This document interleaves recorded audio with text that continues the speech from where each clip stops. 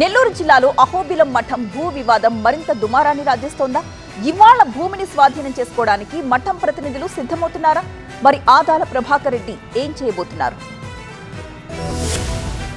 నెల్లూరు జిల్లా కనుపర్తిపాడులోని అహోబిలం మఠానికి చెందిన సుమారు 2 ఎకరాల భూమిపై వివాదం నెలకొంది.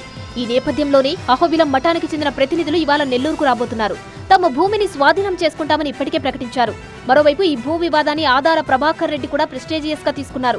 అహోబిలం మఠం ప్రతినిధుల ఆరోపణలతో ఇప్పటికే కొన్ని డాక్యుమెంట్లను కూడా రిలీజ్ చేసిన ఆయన ఈ భూమిని 20 ఏళ్ల క్రితమే కొనుగోలు చేసినట్లు చెబుతున్నారు. కానీ ఆదాల కొనుగోలు చేసినప్పటికంటే ముందే కొన్ని దశాబ్దాల క్రితమే ఈ భూమి అహోబిలం మఠానికి చెందినదని, మఠం కోసం విరాళంగా ఇచ్చారని ఆధారాలు కూడా చూపిస్తున్నారు మఠం ప్రతినిధులు. రికార్డులు పరిశీలించకుండా మఠానికి చెందిన భూమిని ఆదాల ప్రభాకర్ రెడ్డి కొనుగోలు చేశారని, ఆయన ఎవరో మోసం చేసి ఉండొచ్చు అంటున్నారు. దీనికి సంబంధించి గతంలోనే పలుమార్లు ఆదాలను కలిసినప్పటికీ ఫలితం లేకుండా పోయింది. ఈ క్రమంలోనే రెవెన్యూ అధికారులతో పాటు నెల్లూరు రూరల్ ఎమ్మెల్యే కోటమిరెడ్డి శ్రీధర్ రెడ్డిని కలిసి విజ్ఞప్తి చేశారు. శ్రీధర్ రెడ్డి ఆదేశాలతో సర్వే చేసిన రెవెన్యూ అధికారులు ఎకరం 80 సెంట్ల భూమిని అహోబిలం మఠానికి చెందినట్లు గుర్తించి బోర్డు ఏర్పాటు చేశారు. ఈ బోర్డును ఆదాల ప్రభాకర్ రెడ్డి మేనల్లుడు తొలగించినట్లు వీఆర్ఓ ఫిర్యాదు చేయడంతో పోలీసులు కేసు నమోదు చేయడం కాకరేపింది.